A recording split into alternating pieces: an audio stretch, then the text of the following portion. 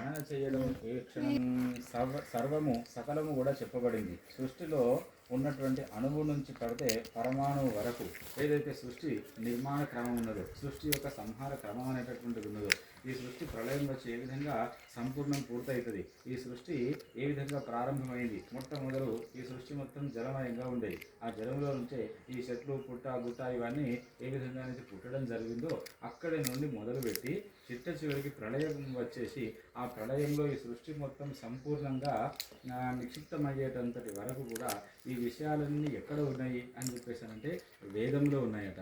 భగవంతుడు ఏమైపోయాడు, భగవంతుని యొక్క ఆ ఆదిశక్తి యొక్క తన యొక్క అంశ అనేటటువంటి ఏ విధంగా అయిపోయింది అంటే తను వేదములాగా మారిపోయిందట. వేదమే భగవంతుడు, భగవంతుడే వేదము.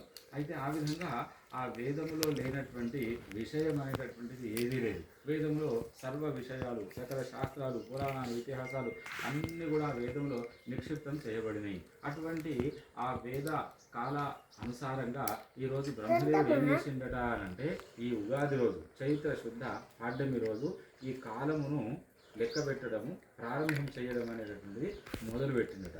దాన్నే యుగాది ఉగాది అని చెప్పేసి అంటారు. ఆ విధంగా ఆ ప్రకృతిలో జరిగేటటువంటి మార్పులు ఏవైతే ఉన్నాయో, ఇక్కడ ఎండాకాలం వస్తుంది, అక్కడ వానాకాలం వస్తుంది, తర్వాత చలికాలం రావడం జరుగుతుంది. ఈ కాలం ఎప్పటి నుంచి ఎప్పటి వరకు ఉంటుంది, ఇది పోయిన తర్వాత ఏ విధంగా కాలం అనేటువంటిది ప్రారంభమవుతుంది, కాల సంధి ఏం చెప్తున్నది, ఆ కాలంలో ఏమేమి ఋతువులు వస్తున్నాయి, దాన్ని ఏ విధంగా గణించాలి అనేటువంటి దాని ప్రకారంగా ఏ విధంగా చెప్పబడింది అంటే అంత గొప్పదైనటువంటి ఆ వేదానికి జ్యోతిష్యము అనేటటువంటిది నేత్రములు లాంటిది. జ్యోతిషాం వేద చక్షుహు అని చెప్పేసి అని అంటారు.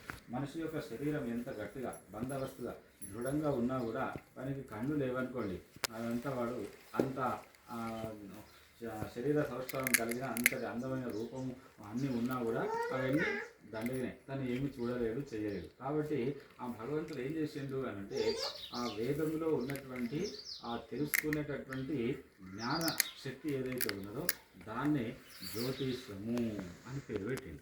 పేరు పెట్టి దాని కాలగణన ప్రారంభం చేసిండు. మొట్టమొదటి ఏ విధంగా చేసిండు అని చెప్పేసి అంటే ఈ యొక్క కవడం, ఈ యొక్క సృష్టి ఏదైతే ఉన్నదో మొత్తం ఆ సృష్టి తీసుకున్నాడట. తీసుకొని దాన్ని ఒక పండులాగా భావించింది. పండులాగా భావించి దాని మధ్య భాగంలో సగంగా పోయడం జరిగింది. సగం కోసిన తర్వాత ఏం చేసిండు, ఇంకా మనకు ఒక సూక్ష్మంగా ఇంకా సునాయాసంగా దాని కాలగణన ఆ సగం పండు ఏం చేసిండు అంటే ఇంకా సగం సగం కోయడం జరిగిందట. అంటే మొట్టమొదటి ఏం చేసిండు, ప్రధానమైనటువంటి ఆ కేంద్ర బిందువు నుండి దాన్ని సగభాగం అనేటువంటిది కత్తిరించిండు. కత్తిరించి ఏం చేసిండు, ఆ మిగిలినటువంటి సగభాగంలో ఇంకా 2 భాగాలుగా కత్తిరించడం జరిగిందట. అప్పుడు ఏమైపోయింది, మొత్తం 4 భాగాలైంది. మొదలు సగం చేసిండు, ఆ సగాన్ని మళ్ళీ సగం సగం చేసిండట. అప్పుడు ఏమైపోయినాయి, 1 2 3 4 భాగాలైంది. ఈ 4 భాగాలను మళ్ళా ఏం చేసిండు అని చెప్పేసి అంటే ఒక్కొక్క భాగంలో 3 భాగాలుగా మళ్ళీ విడదీసిండట. 4 మూల 12 అయింది. ఆ 12ని ఏమని పెట్టిండు అని అంటే రాసులు అని చెప్పేసి అని పేరు పెట్టిండు. ఒక్కొక్క రాశికి కొంత ప్రమాణం అనేటటువంటిది ఏర్పాటు చేసిండట. అది ఏ విధంగా ఏర్పాటు చేసిండు అని అంటే ఒక్కొక్క రాశి ప్రమాణం అనేటువంటిది 30 డిగ్రీలుగా నిర్ణయం చేసిండట. ఒక భాగంలో 3 భాగాలు పడ్డాయి కదా, ఆ విధంగా 4 ఇంటిలో 3 భాగాల చొప్పున 4 మూల 12 భాగాలు పడ్డాయి కదా. ఒక రాశి ప్రమాణం అనేటువంటిది ఎంత అని అంటే 30 భాగాలుగా దాన్ని విడదీయడం జరిగింది కదా. 30 భాగాలు 30 ఎన్ని అవుతాయి, 3 మూల 90 భాగాలు పూర్తవుతాయి. అప్పుడు ఏం చేసిండు, ఒక భాగము నుండి ఇంకొక భాగానికి వచ్చేసరికి ఈ యొక్క దీని ప్రమాణం ఎంత అంటే 90 డిగ్రీలుగా నిర్ణయం చేసిండట. ఇవి 90 డిగ్రీలు అయిందా, కాలగణనం ఎక్కడ ప్రారంభం చేసిండు, ఉత్తర భాగాన్ని ప్రారంభం చేసిండు. మనం మామూలుగా కొలిసేటప్పుడు ఏమంటాము, సౌత్ తర్వాత నార్త్, ఇవన్నీ కొలవడం జరుగుతాయి. ఆ విధంగా నార్త్ పోల్ నుండి ఈస్ట్ పోల్ వరకు వచ్చేసరికి అప్పుడు ఏమైపోయిందంటే అక్కడ 90 డిగ్రీల వ్యాసం అనేటటువంటిది ఏర్పడింది. అక్కడి నుండి తూర్పు నుండి మళ్ళీ దక్షిణానికి వచ్చేసరికి ఏం చేసిండు, ఇంకా 90 డిగ్రీలు అయినాయి కదా. అప్పుడు ఏమైపోయింది, అది ఇది రెండు కలిపి 180 డిగ్రీలు అయిందట. ఆ 180 డిగ్రీలను మళ్ళా ఇంకొక 90 కలిపింది. అప్పుడు ఏమైపోయింది, 227 270 డిగ్రీలు. ఆ 270 డిగ్రీలను ఇంకా మిగిలినటువంటి ఆ ముక్క కూడా తొలగించేస్తే అప్పుడు ఏమైపోయింది, మొత్తము 360 డిగ్రీలు అయింది. అప్పుడు దాన్ని 360 డిగ్రీస్ వలయంగా మొట్టమొదటి ఏర్పాటు చేయడం జరిగింది. ఈ విధంగా ఈ యొక్క కాలాన్ని, ఆ సృష్టిని, ఆకాశాన్ని 4 భాగాలుగా ఏర్పాటు చేసి అందులో 3 భాగాల చొప్పున 12 రాశులను ఏర్పాటు చేసిండు. ఏర్పాటు చేసి ఏం చేసిండు, వీళ్ళకి అధిపతులు కావాలి కదా, దీన్ని ఎట్లా కాలగణన చేయాలి, ఇంకా దాన్ని సరళీకృతం చేయడం కోసం అని చెప్పేసి ఏం చేసిండు అంటే 9 నవగ్రహాలను ఏర్పాటు చేయడం జరిగిందట. ఇవన్నీ ఎవరు చేసిరు అని అంటే బ్రహ్మదేవుడు సృష్టి రచన ప్రారంభం చేసేటప్పుడు ఆయన చేయడం జరిగిందట. ఆ విధంగా ఈ 12 నవగ్రహాలు, 12 రాసులు, తర్వాత 9 నవగ్రహాలు, 12 తొమ్మిదులు, 108. ఆ యొక్క 108 అనేటువంటి అంకెను వీళ్ళందరికీ పంచిందట. ఎవరికి, ఈ రాసులు ఏవైతే ఉన్నాయో వీళ్ళందరికీ పంచడం జరిగిందట.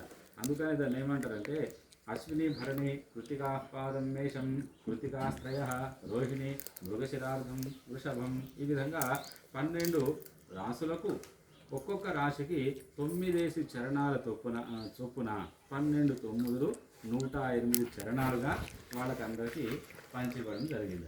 ఇచ్చిన తర్వాత ఏం చేసిండు, ఇక కాలగణనము ఇది అయిపోయింది. దీన్ని ఇంకా డీప్గా, ఇంకా క్లియర్గా కాలగణనం ప్రారంభం చేయడం కోసం అని చెప్పేసి ఋతువులను ఏర్పాటు చేసిండు, సంవత్సరాలను ఏర్పాటు చేసిండు. ఇంకా కాలగణనం కోసము ఇంకేం చేసిండు అంటే ఋతువులను ఏర్పాటు చేసిండు, మాసాలను ఏర్పాటు చేసిండు.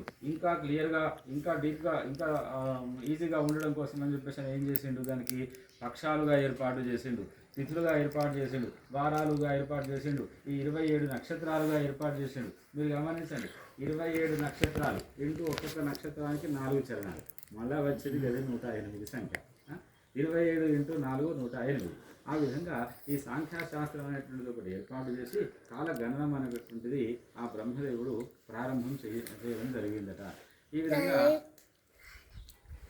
ఆ వేదంలో చెప్పబడినటువంటి కాలం ఏదైతే ఉన్నదో దాన్నే ఉగాది అని చెప్పేసి అంటారు. ఈ యొక్క ఉగాదికి జరిగేటటువంటి ప్రకృతికి ఉంటుందట. ప్రకృతిలో జరుగుతున్నటువంటి ప్రతి ఒక్క మార్పు, ప్రతి ఒక్క అణువు కూడా ఈ పంచాంగంలో చెప్పబడినటువంటి, ఆ జ్యోతిష్యంలో, వేదంలో చెప్పబడినటువంటి దానికి అనుసంధానమై ఆ విధంగా అది కాలగణన అనేటువంటిది చేయడం జరుగుతుంది. ఇది ఒక రకమైనటువంటి విభాగం. అయితే